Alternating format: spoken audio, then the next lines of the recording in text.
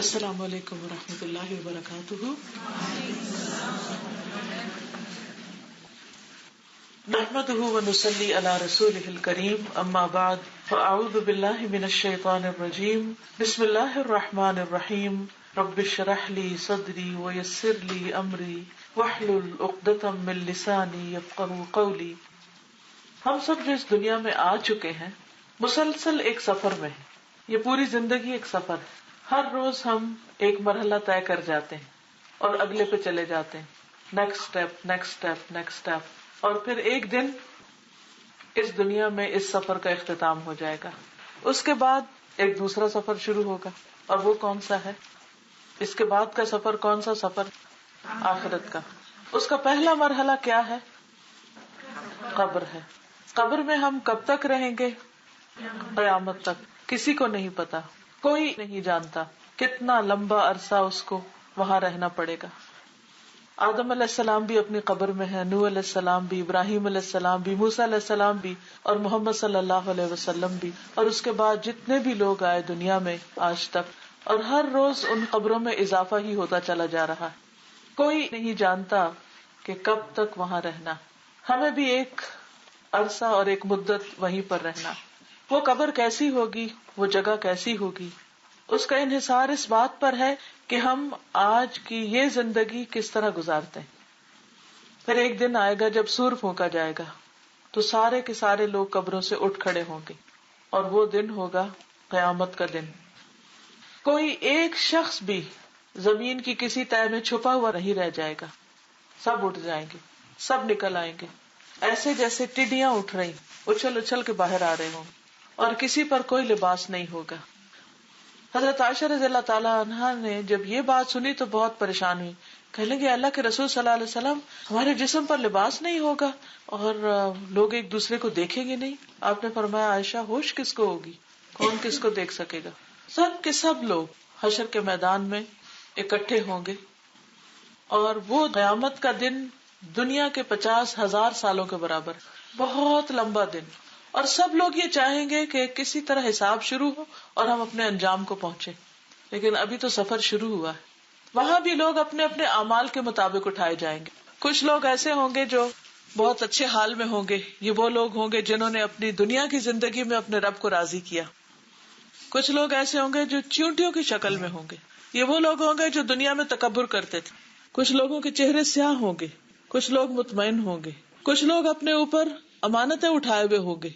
کسی کے سر پہ بکری اور کسی کے اوپر بھینس اور کسی کے اوپر کپڑا اور کسی کے اوپر کوئی اور چیز. یہ وہ چیز نہیں ہوگی جو لوگوں نے چرائی ہوگی، وہ ان کو ذلیل کر رہی ہوگی. لوگ اس قدر پریشان ہوں گے، پسینے میں ڈوبے ہوئے ہوں گے اپنے اپنے گناہوں کے مطابق، اور یہ چاہیں گے کہ ان کا حساب قائم ہو. تو مل کر وہ حضرت آدم کے پاس جائیں گے اور کہیں گے کہ آپ اللہ تعالیٰ سے درخواست کریں کہ حساب قائم ہو. حضرت آدم کہیں گے کہ میں نے اپنے رب کی ایک بات نہیں مانی تھی، میں رب سے یہ سفارش نہیں کر سکتا، تم نوح علیہ السلام کے پاس جاؤ. وہ بھی اسی طرح ایک بات کریں گے اور پھر ابراہیم علیہ السلام کے پاس بھیجیں گے، اور پھر وہاں سے موسیٰ علیہ السلام اور عیسیٰ علیہ السلام کے پاس سے ہوتے ہوئے لوگ رسول اللہ صلی اللہ علیہ وسلم کے پاس آئیں گے. اور وہاں آپ صلی اللہ علیہ وسلم اللہ سبحانہ و تعالیٰ کی حمد و ثنا کریں گے، ایسی حمد و ثنا جو اس سے پہلے کبھی نہ کی ہوگی. پھر آپ اٹھ کھڑے ہوں گے اور اللہ کے حضور سجدے میں گر پڑیں گے. پھر اللہ سبحانہ و تعالیٰ آپ سے راضی ہوں گے اور فرمائیں گے کہ مانگے آپ کو دیا جائے گا. تو پھر حساب قائم ہوگا. کافروں کا حساب ساری دنیا کے سامنے ہو جائے گا اور ان کو ذلیل و رسوا کر کے سیدھا جہنم میں پھینک دیا جائے گا. مومن کے حساب کے وقت اللہ سبحانہ و تعالیٰ اس کو پوری دنیا سے چھپا کر ایک طرف کر کے اس سے پوچھیں گے کہ بتا کیا یہ گناہ تو نے کیے تھے. مومن ان کا اقرار کرے گا. پھر اللہ تعالیٰ فرمائے گا جیسے میں نے دنیا میں تیرے عیبوں کو لوگوں سے چھپایا، آج بھی تجھے چھپاتا. اور جس کا چاہیں گے حساب لے بھی لیں گے اور اس کی پکڑ بھی ہو جائے گی، اور جس کو چاہیں گے معاف کر دیں گے. یعذب من یشاء ویغفر لمن یشاء، جس کو چاہیں گے عذاب دیں گے اور جس کو چاہیں گے معاف کر دیں گے. پھر اس کے بعد اگلے مرحلے پر لوگوں کے نامہ اعمال تولے جائیں گے.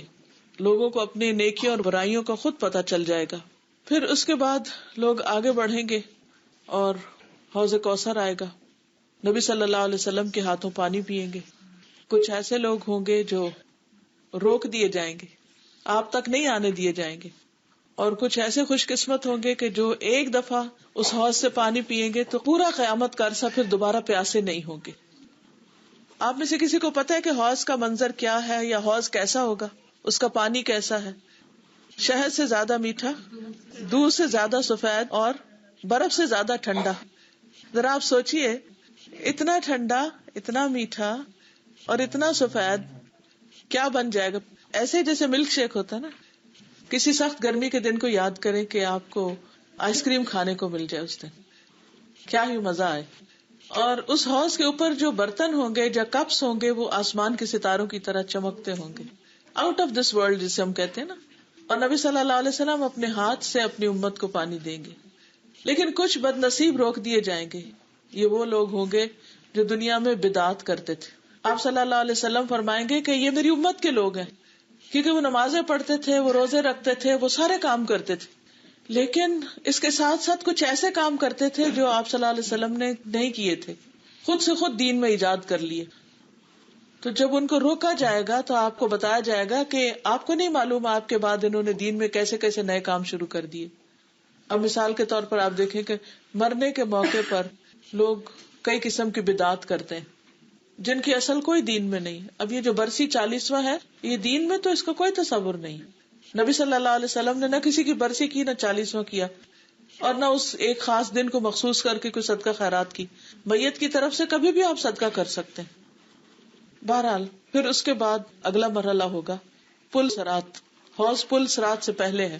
پل صراط جو ہے یہ بال سے زیادہ باریک، تلوار سے زیادہ تیز، اور یہ جہنم کے اوپر لگایا گیا ہوگا. امیجن کرے کسی بڑے پل کو جو کسی دریا کے اوپر یا نہر کے اوپر لگایا گیا ہو، اور یہ اتنا باریک ہوگا کہ نظر بھی مشکل سے آئے گا. اس کے اوپر بڑے بڑے کانٹے بھی لگے ہوئے ہوں گے جو ان لوگوں کو جو گناہگار ہوں گے ان کو پکڑ کے وہاں سے جہنم میں پھینک دیں گے. اب آپ کہیں گے کہ گناہگار یہاں تک کیسے پہنچ گئے؟ کفار تو پہلے ہی جہنم میں پھینک دیے گئے، لیکن جو منافق اور مومن ہیں وہ یہاں تک آ جائیں گے. بدعت کرنے والے بھی یہیں سے گزریں گے، یعنی حساب ایمان والوں کا رہ جائے گا، باقیوں کا نہیں ہے. باقی تو اپنے انجام کو پہنچ گئے. ادھر پہنچ کر ہر ایک کے پاس صرف اپنی روشنی ہوگی، کوئی کسی کی روشنی نہیں لے سکے گا. کسی کی روشنی دور دور تک جاری ہوگی، نہیں بہت زیادہ روشنی ہوگی کسی کے پاس، اور کسی کے پاس بالکل تھوڑی سی روشنی. تو منافق مومنوں سے کہیں گے کہ ہمیں بھی اپنی روشنی میں سے کچھ دے دو. ارجعوا وراءکم فالتمسوا نورا، پیچھے جاؤ اور اپنا نور تلاش کرو. پھر اس کے بعد امانت اور رشتہ داری، صلہ رحمی، یہ پل صراط کے اوپر ہوں گے. جو لوگ امانت میں خیانت کرتے ہیں وہ بھی گرا دیے جائیں گے اس میں، اور جو رشتے کاٹتے ہیں یعنی خون کے رشتے، ان سے بول چال بند ہے، ان سے سلام دعا ختم ہے، ان سے تعلق ختم ہے، تو وہ بھی وہاں پکڑ لیں گے، آگے نہیں جانے دیں گے. کچھ لوگ آنکھ جھپکنے کی دیر گزر جائیں گے، جتنی دیر میں آپ ایک دفعہ ایسے بلنک کریں اتنی دیر میں پل پار کر جائیں گے. کچھ لوگ بجلی کی رفتار سے، جب بجلی چمکتی ہے نا، کچھ لوگ تیز ہوا کی رفتار سے، کچھ لوگ تیز چلتے بھاگتے اونٹ اور گھوڑوں کی رفتار سے، کچھ لوگ پیدل دوڑنے والے انسانوں کی رفتار سے، اور کچھ لوگ گھسٹ گھسٹ کے زخمی ہو کر ان کانٹوں سے جو وہاں لگے ہوئے ہوں گے آگے پہنچ جائیں گے. اور کچھ لوگ وہیں گرا دیے جائیں گے. یعنی اہل ایمان میں سے بھی کچھ لوگ ہوں گے جو جہنم میں گرا دیے جائیں گے، جنہوں نے کبیرہ گناہوں کے ارتکاب کیے ہوں گے. کبیرہ گناہوں میں کیا ہے؟ جیسے سود لینا، ماں باپ کی نافرمانی کرنا، ان کو عزت نہ دینا، ان کے ساتھ بدسلوکی کرنا، ان سے میل جول ختم کرنا. اور بھی بہت سے کبیرہ گناہ ہیں. ایک پوری کتاب امام ذہبی نے لکھی ہے کبیرہ گناہوں کے بارے میں، الکبائر کے نام سے. اس میں انہوں نے پوری لسٹ دی ہوئی کہ کیا کیا چیزیں کبیرہ گناہوں میں آتی ہیں. پھر جب لوگ یہاں سے پار نکل آئیں گے تو ابھی بھی سیدھے جنت میں نہیں جائیں گے. ابھی یہاں سے فارغ ہوں گے تو ایک اور پل آئے گا، قنطرہ. اس پل پر حقوق العباد کا لین دین ہوگا. اب ایک شخص کے پاس ڈھیروں نیکیاں ہوں گی اور دوسرے شخص کے پاس ذرا کم ہوگی، لیکن جو زیادہ نیکی والا نا، اس نے کسی اور کی غیبت کی ہوگی یا اس کا حق نہیں دیا ہوگا یا اس کے ساتھ کوئی زیادتی کی ہوگی، اور وہ بھی جنت میں جا رہا ہے، یہ بھی جا رہا ہے. اب کیا ہوگا؟ اس کی نیکی اس کو دے دی جائے گی، اس کا درجہ اوپر ہو جائے گا، اس کا درجہ نیچے آ جائے گا. آپس کے حقوق کا قصاص لیا جائے گا. تو حقوق العباد کا معاملہ اتنا آسان نہیں ہے. ایسا نہ ہو نیکیاں ہم کمائیں اور لے جائیں کوئی اور. تو صرف اتنا کافی نہیں ہوتا کہ ہم اچھے اچھے کام کریں، ان کو سنبھالنا بھی بڑا ضروری ہوتا ہے. اس معاملے میں بھی بڑی احتیاط کی ضرورت ہے. پھر جب پل پار کریں گے تو پھر آگے جنت کی 120 لائنیں ہوں گی اور اس میں 80 لائنیں امت محمد صلی اللہ علیہ وسلم کی ہوں گی. یعنی سب سے زیادہ تعداد ہماری ہوگی، مسلمانوں کی ہوگی. پھر جنت کا دروازہ اس وقت تک نہیں کھولا جائے گا جب تک نبی صلی اللہ علیہ وسلم نہ پہنچے. جب آپ دروازہ کھٹکھٹائیں گے پھر اس کے بعد دروازہ کھولا جائے گا، پھر سب اندر داخل ہوں گے، بھیڑ لگی ہوئی ہوگی. لیکن اس کے باوجود جنت میں بہت جگہ ہوگی ابھی، تو اللہ تعالیٰ ایک نئی مخلوق پیدا کریں گے، ان کو جنت میں بسائیں گے، کیونکہ انسانوں کی اکثریت جہنم میں چلی گئی. آدم کی اولاد میں سے ہر 1000 میں سے 999 جہنم میں، ایک خوش قسمت جنت میں.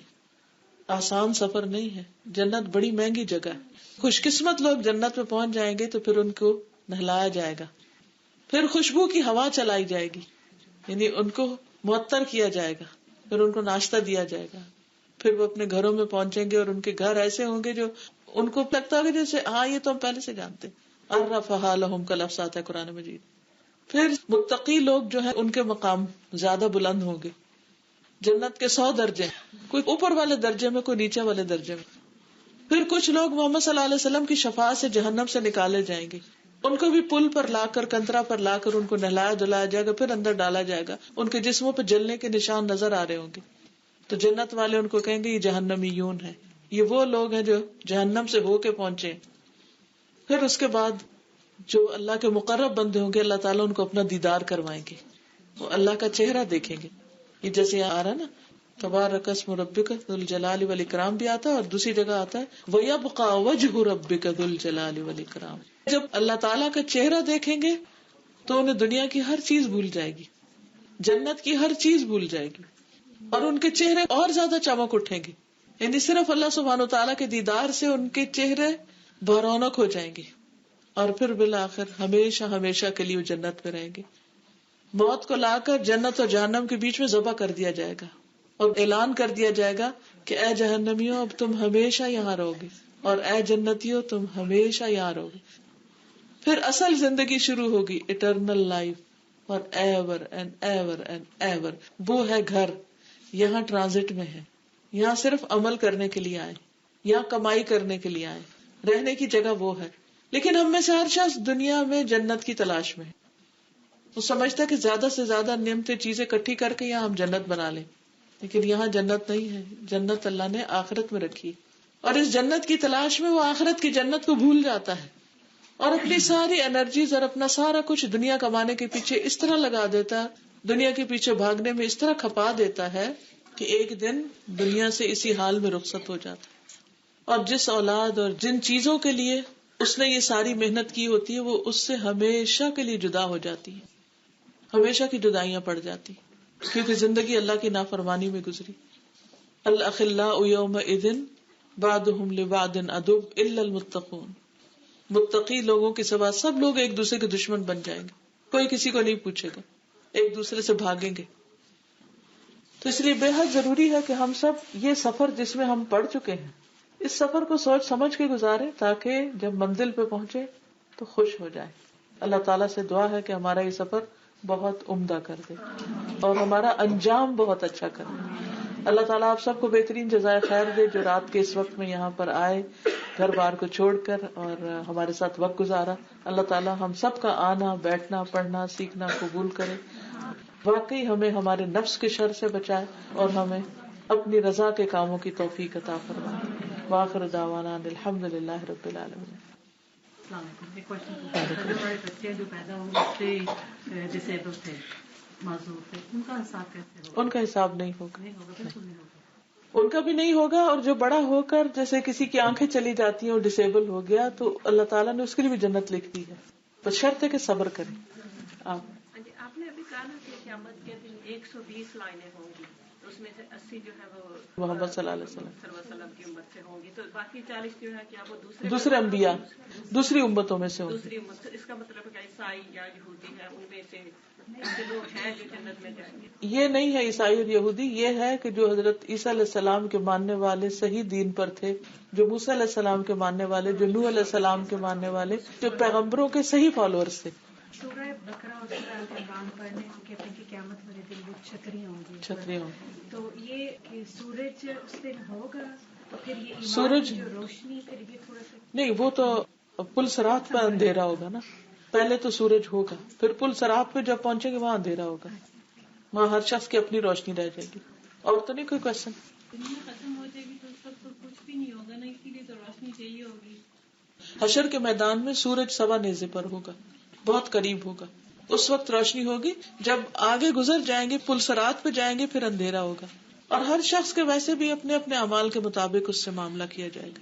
یہ مختصر سا جسٹ میں نے آپ کو دیا، اس میں بہت ڈیٹیلز ہیں ہر مرحلے کی. اس پر میں نے ریسنٹلی ایک لیکچر بھی دیا ہے حدیث کی روشنی میں، تو نیٹ پر اویلیبل ہوگا، آپ اس کو سن سکتے ہیں. میں نے کسی سے سنا کہ وہ کہہ رہے تھے کہ جیسے نان مسلم ہے نا، جو مطلب کافر یا جو بھی آپ ان کو کہیں، کہ ہم سوچتے ہیں کہ جو نان مسلم ہے وہ جہنم میں جائیں گے. کئی لوگوں تک پیغام پہنچا اور وہ مانے نہیں، کئی لوگوں تک پیغام پہنچا ہی نہیں. ان کا معاملہ تو اللہ کے ساتھ ہے نا. ہمیں تو اپنی فکر کرنی ہے، اور ہماری ذمہ داری کیا ہے اس کو پورا کرنا ہے کہ جن تک نہیں پہنچا ان تک پہنچا دیں. خالدین فیہا ہمیشہ رہیں گے. کچھ آیتوں کی ٹرانسلیشن ہوتی ہے بہت دیر تک. تو کوئی حدیث ہے جہاں مطلب ویری سیز دا ایک وقت آئے گا جہنم میں کوئی بھی نہیں رہے گا؟ ایسا کچھ بھی نہیں. ایسا بھی ہے کہ جہنم ایک ٹائم میں ختم کر دیے جائیں گے. صرف خالدین فیہا ہی آتا ہے. ربیع الاول کے اوپر کچھ روشنی ڈالتی. ربیع الاول میں نبی صلی اللہ علیہ وسلم پیدا ہوئے تھے. اس کے علاوہ کسی کام کی کوئی فضیلت نہیں بتائی گی. جو کام نبی صلی اللہ علیہ وسلم نے خود نہیں کیا وہ کسی اور کو کرنے کا فائدہ نہیں، وہ بدعت میں شمار ہوتا ہے. اوکے، سبحانک اللہم و بحمدک، اشہد ان لا الہ الا انت، استغفرک و اتوب الیک. السلام علیکم و رحمۃ اللہ وبرکاتہ.